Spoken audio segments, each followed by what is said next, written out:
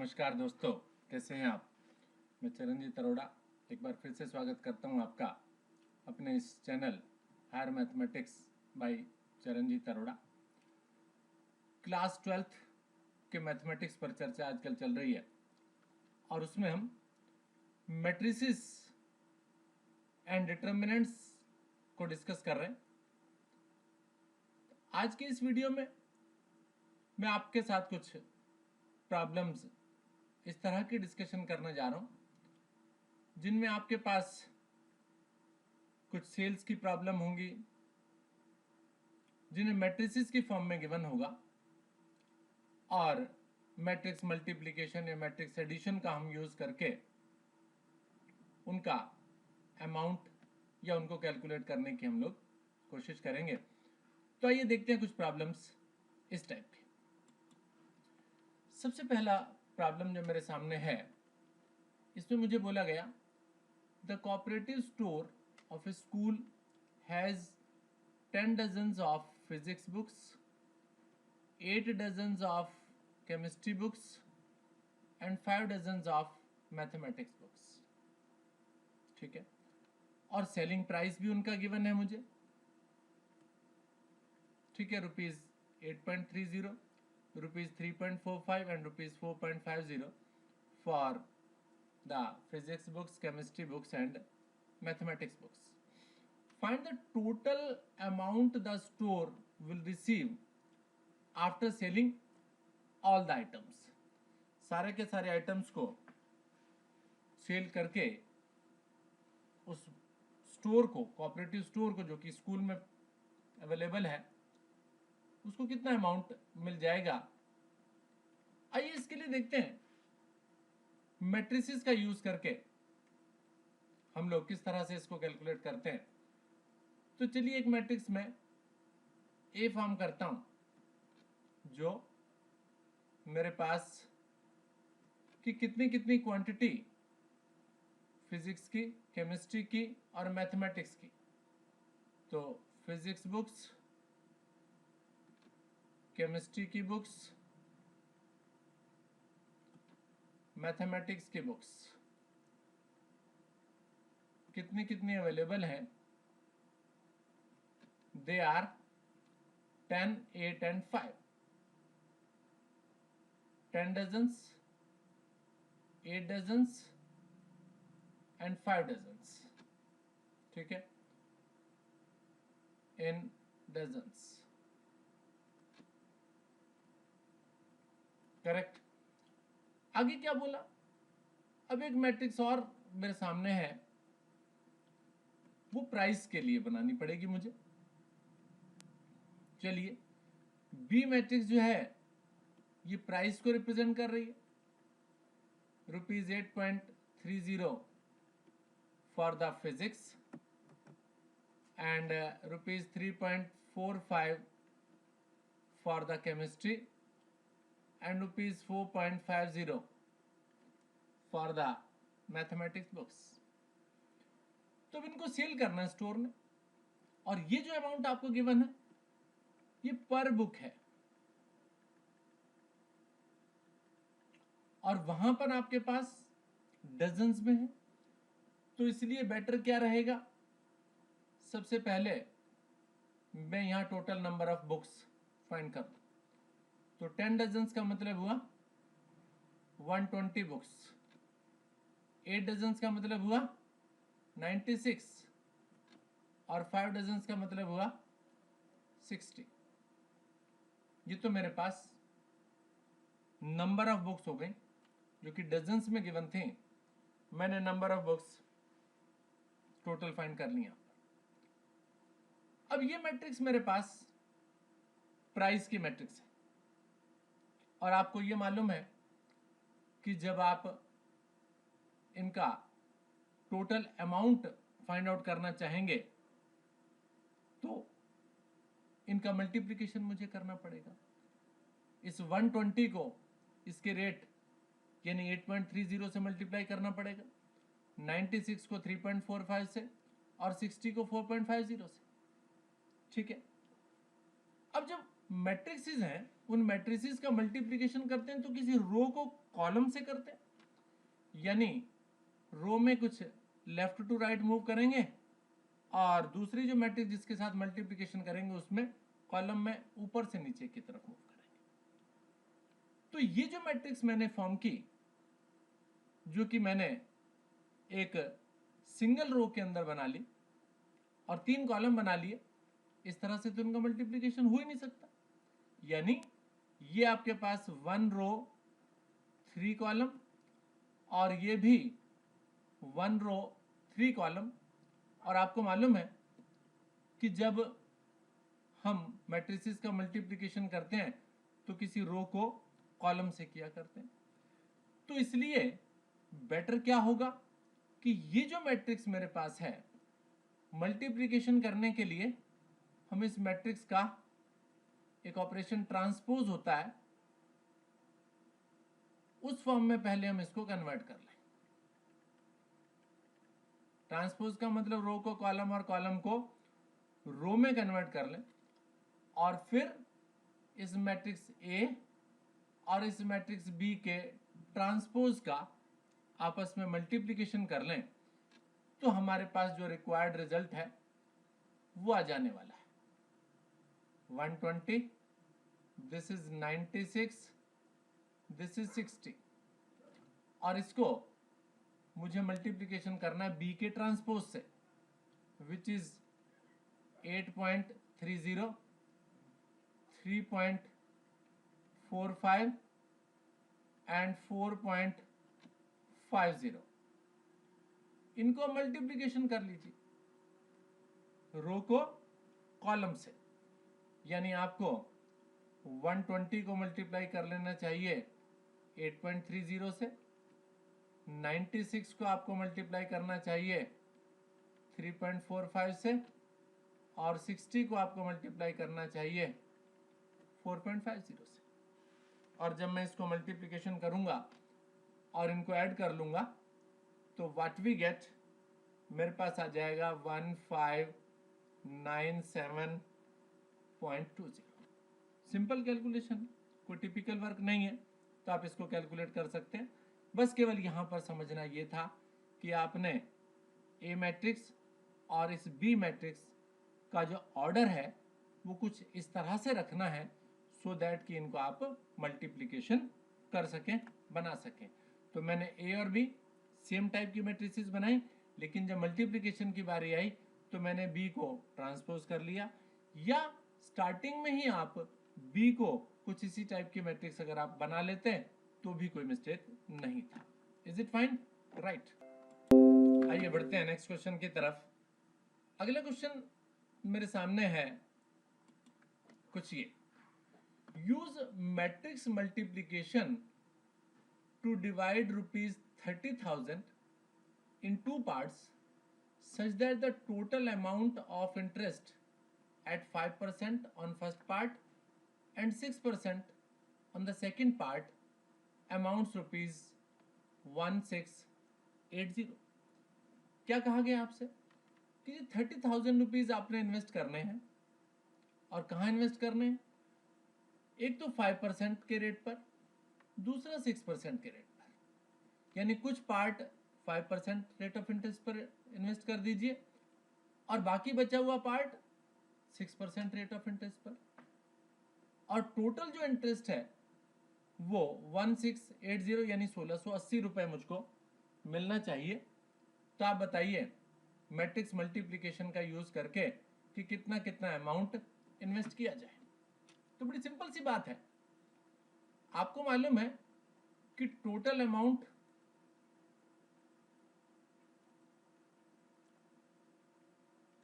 That is ₹30,000। 30,000 का amount है, 5% और 6% पर इन्वेस्ट करना है, तो मैंने लेट किया ₹X at 5% and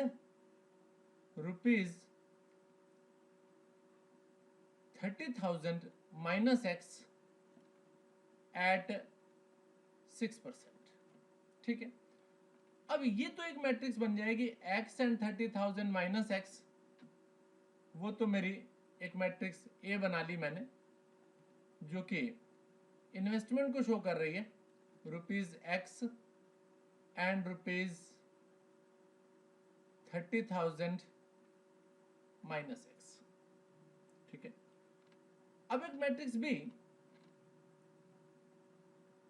उसको मैं आपकी बात देखिए कुछ इस तरह से बना रहा हूं, क्योंकि मुझे मालूम है मल्टीप्लिकेशन मुझे करना पड़ेगा 5% और 6%, या जिसे आप 5/100, 6/100, या जिसे आप 0.05 एंड 0.06 नाम दे सकते हैं। ठीक है, अब आइए हम इसको रिप्रेजेंट करते हैं क्या, कि टोटल जो इंटरेस्ट मेरे पास आया दैट इज इक्वल्स ₹1680। अब इंटरेस्ट कैसे निकलेगा, आप बोलेंगे इस x और इस 30,000 माइनस एक्स को जब हम 0.05 और 0.06 से मल्टीप्लिकेशन कर देंगे और इसके इक्वल पुट कर लेंगे 1680, बस। तो this is the matrix representation of this problem. Now come to the solution. Multiplication row with column mean 0.05 with x, 0.05 का x से किया एंड 0.06 को आपने मल्टीप्लाई किया 30,000 माइनस एक्स एंड उसको इक्वल पुट किया 1680 के। अब इसको सिंप्लीफाई कर लेते हैं, 0.05x प्लस इसे मल्टीप्लाई करेंगे तो आपके पास 4 तो 0 और 6 18। ठीक है, 2 के बाद पॉइंट लगने वाला है, तो ये आ गया मेरे पास टोटल कितना 18,000। 4 0 1 minute 18 just a moment, yes this is 1800, यहाँ पॉइंट लग जाएगा ये, correct. And then minus 0.06x equals 1680। ठीक है, तो आपके पास 0.06 में से 0.05 माइनस हुआ तो नेगेटिव 0.01x और 1680 minus 1800 mean minus 0.01x is equals to minus 120 और x का वैल्यू आ गया 120 डिवाइडेड बाई 0.01, पॉइंट हटाएंगे तो 12,000 आ गया। Mean the amount invested in 5% is 12,000 और 6% के लिए कितना बचा, आप बोलोगे 30,000 में से माइनस कर लो। ठीक है, तो मैंने लिखा amount in 5% that is ₹12,000 and amount in 6% that is 30,000 में से 12,000 को आप माइनस कर दीजिए, 18,000 आ गया। सिंपल। तो इस तरीके से इस प्रॉब्लम को मैट्रिक्स मल्टीप्लिकेशन का यूज करके हमने सॉल्व कर लिया, फाइंड आउट कर लिया। फाइन, और आगे बढ़ते हैं नेक्स्ट क्वेश्चन पर। आइए देखते हैं अब इस नेक्स्ट क्वेश्चन को। इस नेक्स्ट क्वेश्चन में क्या गिवन है मुझे, कि the manufacturer produces 3 products X Y and Z. एक मैन्युफैक्चरर के द्वारा 3 प्रोडक्ट्स मैन्युफैक्चर किए गए, नाम दिया गया X Y and Z, which sell in the two markets, दो मार्केट जिन्हें फर्स्ट और सेकंड बोला गया, सेल्स मुझे गिवन है।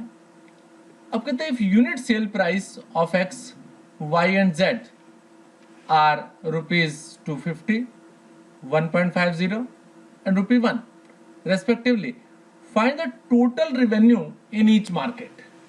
हर एक मार्केट से कितना रिवेन्यू मिला। सिंपल, ये भी आसान है।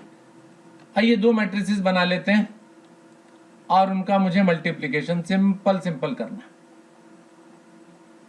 This is the matrix for the products x, y and z in the market first and in the market second, which is 10,000 items, 2,000 items, 18,000 items,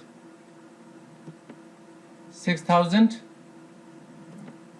20,000 and 8,000। Correct. And for the price आपको बस थोड़ी सी चालाकी दिखानी है, matrix कुछ इस type की बना देनी है जिससे कि दोनों मैट्रिसेस को इजीली मल्टीप्लाई किया जा सके। अब टोटल रिवेन्यू आर मैट्रिक्स बनाई which is obtained by the multiplication of this A and P. आइए उनको मल्टीप्लाई करते हैं। किस तरह से? This row with this column,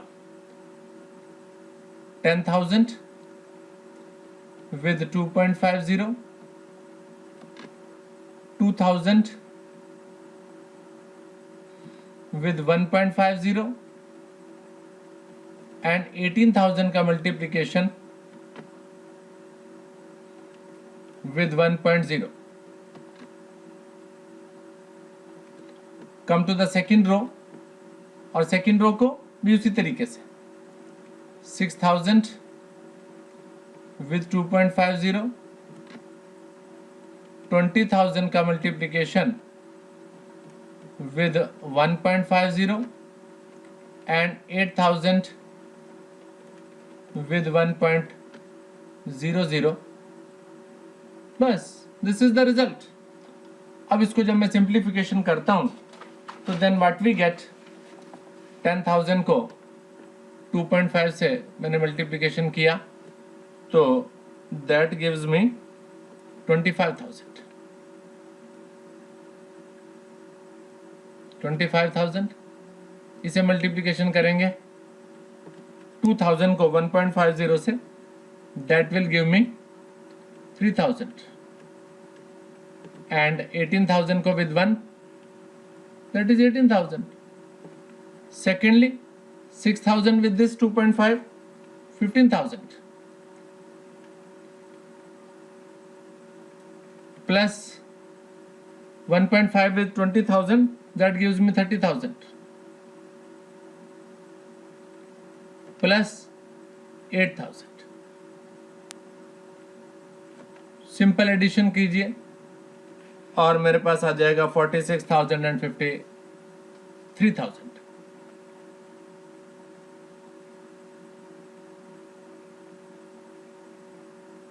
right, ठीक है, 46 हेयर एंड 53 हेयर। तो क्या पूछा था कि revenue obtain from the first market and second market. First market से ये सेल था, ये आइटम आपने भेजा, उनका जो प्राइस था वो गिवन है आपको, मल्टीप्लिकेशन किया तो फर्स्ट मार्केट से जो रेवेन्यू मिला 46,000 और सेकंड से जो रेवेन्यू मिला दैट इज 53,000। Perfect, right. आगे बढ़ते हैं नेक्स्ट क्वेश्चन की तरफ। नेक्स्ट क्वेश्चन भी है मेरे सामने। इसमें बोला two farmers Ramkishan and Gurcharan Singh cultivate only 3 varieties of rice, namely Basmati, Parimal and Nora. The sales in rupees of these varieties of rice by both the farmers in the month of September and October are given in the following matrices। यानी दो matrices मेरे सामने given है जो उनका कितना कितना cultivation उन्होंने किया। रामकिशन ने बासमती, परमल, नौरा in the month of September, और गुरुचरण ने बासमती, परमल एंड नौरा। ऐसे ही सेकेंड मंथ अक्टूबर के लिए भी आपसे पूछा गया। अब क्वेश्चन क्या पूछा है? क्वेश्चन पूछा what is the combined sales. Combined sales का मतलब सिंपल क्या हुआ, ए प्लस बी, ए और बी को सिंपल ऐड कर लीजिए। अब सिंपल ऐड के लिए आप देख रहे हैं दोनों सेम ऑर्डर की मैट्रिसेस हैं, ऐड कीजिए। 10,000 and 5 15,000 correct. 20,000 with 10,000 that is 30,000, 30 with 6 36,000, 50,000 20,000 that is 70,000, 30 and 10 this is 40,000, and finally 10,000 and 10,000 20,000। तो this is the combined sale, simple addition. मुझे समझना क्या करना है। सेकेंड क्वेश्चन क्या पूछा, what is the change in sales from September to October, यानी सितंबर में क्या सेल थी, अक्टूबर में क्या हो गई, कितना चेंज हो गया। तो चेंज का मतलब है डिफरेंस, और डिफरेंस का मतलब है बी में से ए को माइनस कर लीजिए। अब बी कितना है मेरे पास, 5,000 में से 10,000 माइनस कीजिए, कितना आ जाएगा, -5,000। इसका मतलब कम हो गया। 10,000 में से 20,000 minus 10,000, decrement in the sales. 6,000 में से 30,000 माइनस 24,000, 20,000 में से 50,000 माइनस 30,000, 10,000 में से 30 माइनस 20, और यहां 10,000 उधर भी 10,000, 0, नो चेंज। तो यहां पर दो क्वेश्चंस मेरे से किए कि what is the combined sales, combined का मतलब ऐड कर दिया, और फिर चेंज पूछा, यानी अक्टूबर में कितना चेंज हो गया एज कंपेयर टू सितंबर। तो मैंने बी में से ए को माइनस किया, और ज्यादातर यानी सारे केसेस में आप देख रहे हैं कि डिक्रीमेंट है। केवल एक केस आपको दिखाई दे रहा है जिसमें there is no change, increase बिल्कुल भी नहीं हुआ है। Is it fine, correct. तो इस तरीके से आज हमने कुछ इस तरह की वर्ड प्रॉब्लम्स टाइप किया हमने, जिसमें मैट्रिसेस को हमने खुद फॉर्म किया, और जो रिक्वायरमेंट थी, जो क्वेश्चन मेरे से पूछा गया था, वो हमने फाइंड आउट करके बताया आपको। तो इतना ही रहने देते हैं इसको। Thank you very much.